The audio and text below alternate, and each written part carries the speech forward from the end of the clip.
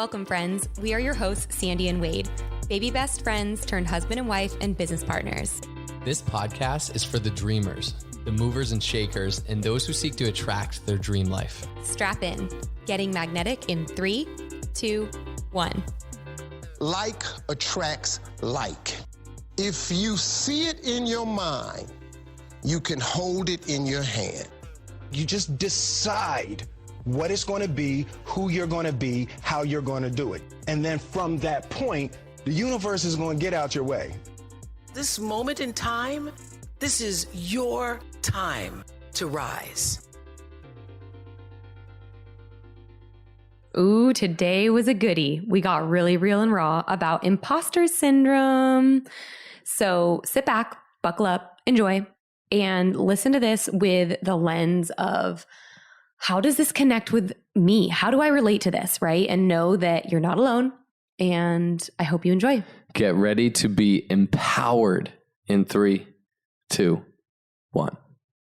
Have you ever felt like you're not good enough or not worthy or there's no way I could do that? That person can do that. She can do that. He can do that, but not me, right? You doubt yourself. I think we all struggle with imposter syndrome. Have you dealt with that? Oh, yeah. Yeah, there's literally a name for it. It's called imposter syndrome. I didn't know that until like a couple of years ago when I really started reaching, changing, growing, all the things. And it floods you. I think it floods everyone. Yeah. And I think it's so easy to look at others and be like, they could do that. Or like we put other people on these pedestals, but a lot of times we kind of play down ourselves, or somehow we let fear or memories from the past of a time when you maybe failed or didn't see something through just completely take over you and make you think, I'm not good enough for this. There is no way that I can do this. Like, I'm not worthy. I'm not capable. I'm not smart enough. I'm not pretty enough. I'm not fit enough. I'm not skilled enough. I'm not smart enough. I mean, you go on and on and on. I'm not enough talk. Yeah. And I think what you said, where it's easy to look at other people and be like, they could do it, but I'm not enough. I can't do it. That's so interesting, right? Because how easy is it to see something in someone else and be like, you'll be great at this. Like, you're going to be so successful in this, but we don't apply that belief to ourselves. Like, I remember I had imposter syndrome. Literally, I labeled it. I acknowledged it. I knew it when I was looking to transition from my finance career into something else, something bigger, where I could have bigger impact, where I could help people. And I thought, you know what? I know a few people that are business coaches and lifestyle coaches and just help people live a better life. I think I could do that. That sounds really cool. That sounds like something I want to dive into. And I started to dive into that. And you just get flooded with imposter syndrome. But everyone around me, including my own business coaches, were like, Wade, you're meant for this. You're going to be great at this. But you still get so scared. Like, what? Who's going to, pay me or hire me to help them live a better life, or help them build their business, or help them in whatever facet of life they want to do? And I was scary. It was this imposter syndrome. Like, here I am moving towards this and representing this and ultimately launching a business, but I'm not that person. Like, I'm not good enough to get paid to do that. And I think sometimes we think you have to have arrived to be worthy of being hired, right? Like, oh, I have to have achieved this. Like, for example, if you were wanting to be like a life coach or a business coach or a health coach, you think, well, I have to have a 6-pack and I have to be a multimillionaire and I have to like all the certifications. Yeah. And when it's like, no, you have to just get started. You have to just declare that you're doing it. Recently on Facebook, it came up that 2 years ago, Wade he shared his vision board and declared his goals and what he wanted to do. And watching back that video, I don't even recognize him now, because he was like, so, I don't want to use the word insecure. I was nervous. Yeah, but you definitely were like very shy and timid, and like you could tell that you were unsure of yourself. Let's talk relativity here, because I think, well, I had other people watch. I'm like, oh my gosh, look at how like nervous I was. And they're like, what? You weren't nervous, but you know me so well. so well that I'm that like, you look oh back and you're like, wow, you were in a place where like you weren't fully, confident in yourself or stepping into that and declaring those goals. I mean, I'll also say it was pretty scary to declare my goals on Facebook and just completely pivoting careers. It was definitely scary for me, but I look back to it and I was like, wow. And that's, you deal with imposter syndrome in anything new you do, right? Before you've gained confidence in it. We did a Freestyle Friday and how to gain confidence. It's by doing the do, like Sandy said, is by just doing it. And it's not from, you think there's so many things. Oh, if I get that certification, or if I go through that thing, or if I do this or that, there's this like magic formula or certifications or all be enough then. But what we realize is it's just doing it. It's just failing forward, falling down and getting up and learning and keep on going to really gain the confidence and break through that imposter syndrome. Yeah. And I think it's continuously proving to yourself that you're willing to grow and do things that make you wildly uncomfortable, right? Like even when you feel like you have arrived or you have accomplished something that a lot of people would just do anything to have, it's like, yeah, but how are you going to stay there, right? Like I think about recently, I deal with imposter syndrome all the time, and I don't speak that out loud, but it's like in my head where I started feeling like, wow, like, how do I, like, I'm here and this is great, but how do I stay thriving here? And I had this like almost anxiety or like panic around like, I got to do something I've never done before. And I literally knocked on all my neighbors' doors and I introduced myself and I left a business card and said, hey, I wanted to introduce myself. We lived here for a couple years and I've never even come over to meet you. My name is Sandy and I live in, I told them what my address was and they're like, oh yeah, I know where you are. And I'm like, I just want to introduce myself. I wanted to let you know what I do. I wanted to let you know like how I'm here to help and serve. And some of the conversations were a little bit awkward, but I also had some great conversations and got some of the neighbors' phone numbers and now have like had good dialogue there. And it all was rooted from imposter syndrome of me being like, I am not willing to do that, or like that makes me super uncomfortable. And then I'm like, Sandy, the greats of the world, people that have continuously done amazing things, are the people that continuously challenge themselves to do the things that make them feel like really kind of icky inside. So yeah, it's kind of like, what is holding you back? And knowing that you have the total power to turn it around. We were actually listening to something earlier about when in doubt, focus out. Is that what it was? Mm-hmm. It was like when in doubt about if you should make that phone call, if you should follow up with that person, if you should, whatever it might be, XYZ, focus out. How will this affect the other person? How will this touch other people's lives? If you're not doing the thing, you're making it about you. You're actually being very, very selfish. If I just stayed in my house and kept scrolling Instagram and never went and knocked on my neighbors' doors, I wouldn't have had those great conversations, right? I would have just been really selfish and making it about me. But I decided, okay, I'm focusing out. I literally put my headphones in. I blasted my favorite song, The Champion by Carrie Underwood. I did a power stance and I was like, I am a badass. And I forced myself to go out there and do it. And so it's like, I love that concept of when in doubt, focus out. I absolutely love that. It just made me think of a specific instance. And it's just such a good concept that to like when we're nervous about something, focus outward on if we believe we have something to offer the world. If we're nervous about it, geez, we're holding back that gift. Mm-hmm. So it made me think of we were in Vail, Colorado on a leadership retreat and Sandy and I got asked to speak and trained these leaders that were already leaders. So there's some level of like imposter syndrome thoughts there. Like what makes me why do they want to hear from me? To train leaders that are already flourishing. Like, wow, it was a total honor. But there's some nerves to that, right? Public speaking is the number one fear in the world, which is wild, but it's, it's there for a reason. And Sandy would definitely had some nerves going into it. She end of the day, actually, I'll get to that part. So she had some nerves going in. She's like, oh my gosh, I'm nervous. And for a week, no joke. Literally, it affected my stomach. Sleep. I had a diarrhea. Yep. My digestion was all over the place. I was sick over it. I was sweating. I could barely eat. I was a wreck. So you downplaying it? No, I was not well. Thank you for that added. And me looking at Sandy, I'm like, Sandy, you are absolutely going to rock this. It was so easy for me, an outsider, to be like, you're going to be amazing. But inside we get that imposter syndrome. Like, what makes me qualified to do this? What if it's not funny? What if it's not well received? All the what ifs. And so someone who's more tenured than us, older, more experienced, and probably has spoken more than us, recognized that in Sandy that she was nervous, or Sandy had even told her that she was nervous. And she grabbed her by the arm and she said, I want to tell you something. If you're nervous because you're about to get on there and share, you're making it about you. You're making it about your ego. I have chills. So if you drop that and you make it about, when in doubt, if you're doubting yourself, focus out, focus on the crowd, who you're going to serve, who's going to get something from it. Even if it's one person, when you're focused on that, the nervousness disappears, or it turns into excitement or adrenaline or energy. And like, I remember Sandy came up to me and told me this, and the weight on her shoulders, you could visibly see her energy, and the weight had been lifted off her shoulders. So that was a really cool moment. It was like exactly what I needed to hear. I physically, I felt bricks being lifted from my chest. When she said that, I'm like, wait, I got asked to share because I have value to share, and people need to hear what I have to say.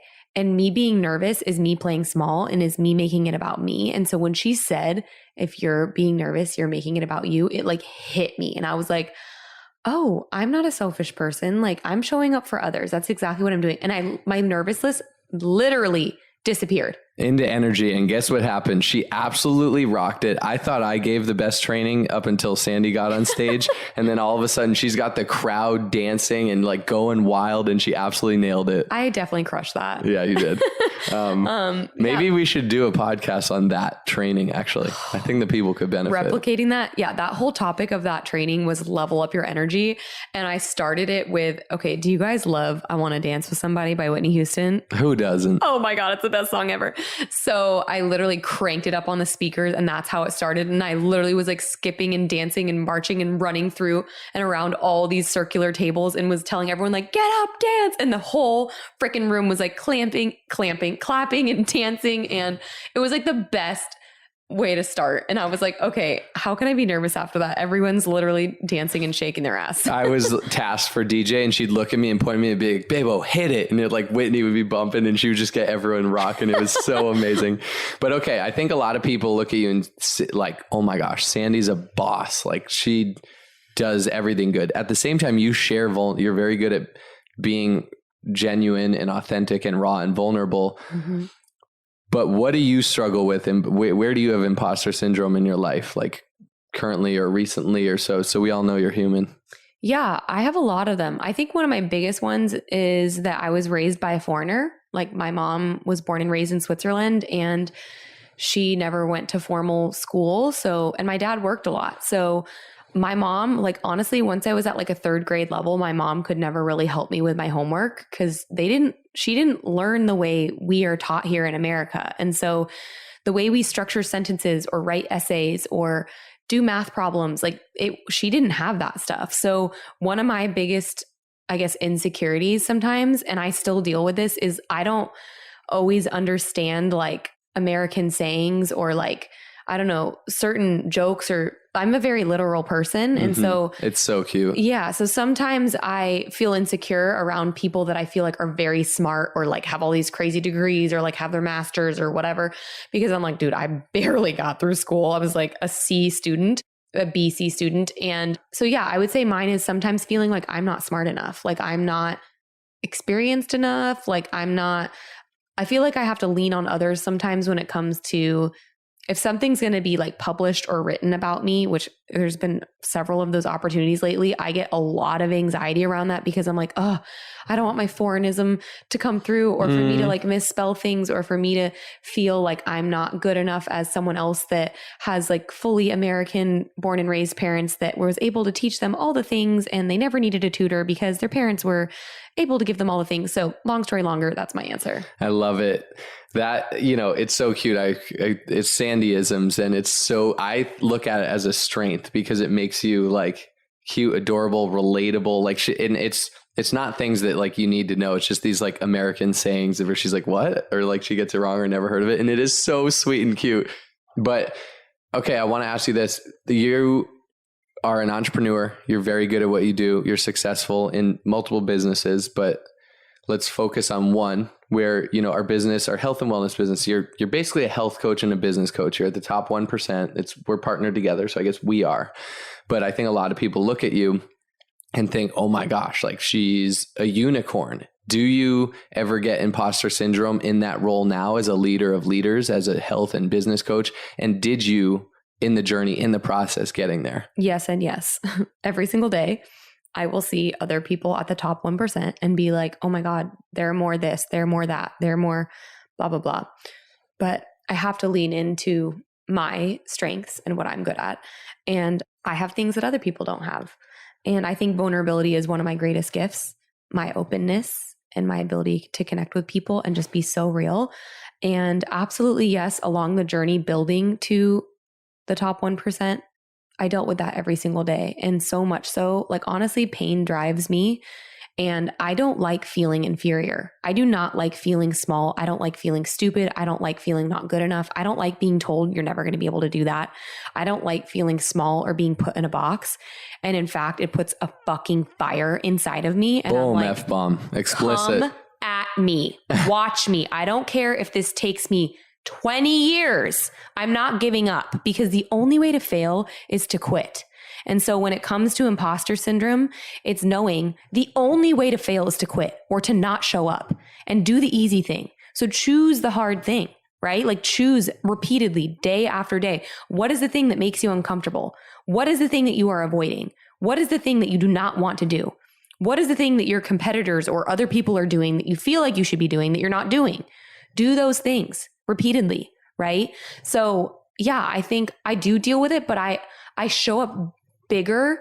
I have the fear, but I just show up bigger with the fear, because I'm like, I have a choice to make this be a beautiful life, and it's not going to be easy. I know that, but it's not going to be easy. Like, it's like what Debbie Neal always says, right? I think it's her, about choosing your hard. Like, hard is dropping your kid off at daycare.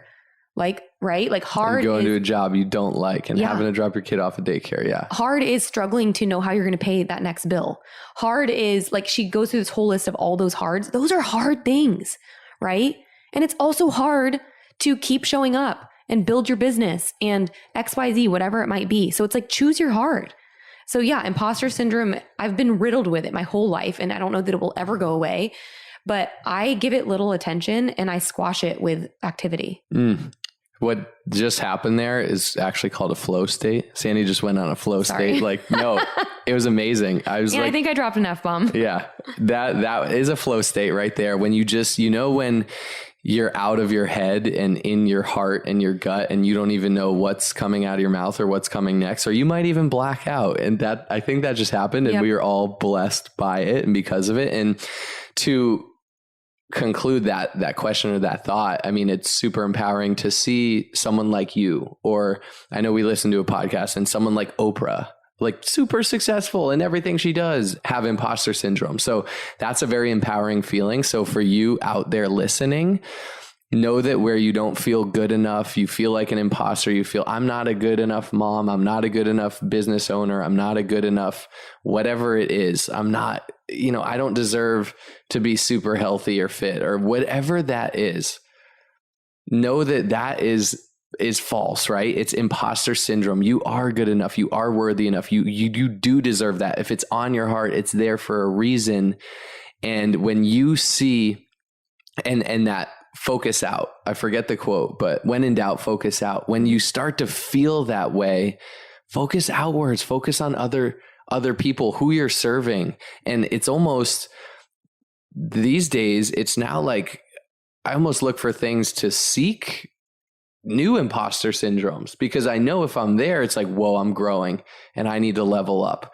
And, we've gone through enough things to realize and identify imposter syndrome and be able to squash it, but it's still there. It's still there daily. And it's almost this dance. You just understand how to dance with it. And I know when I do have imposter syndrome, it means, whoa, I need to level up. I need to develop myself. Like, I want to become someone I haven't been. So I have a little bit imposter syndrome. So I got to do things I've never done, and it's going to be a little scary, but it's going to be worth it. And I'm going to choose the heart of going for that. I love that. So I want to flip the script really quick and ask you, like, what has made you feel like really real? I want to hear something deep, not some surface stuff. Where I have imposter syndrome? I think as I mentioned earlier, in transitioning into entrepreneurship, I was super secure and confident in my career in finance as an employee, how to do that. Like that was everything I knew. And I was honestly smart and good at it and was really confident in it.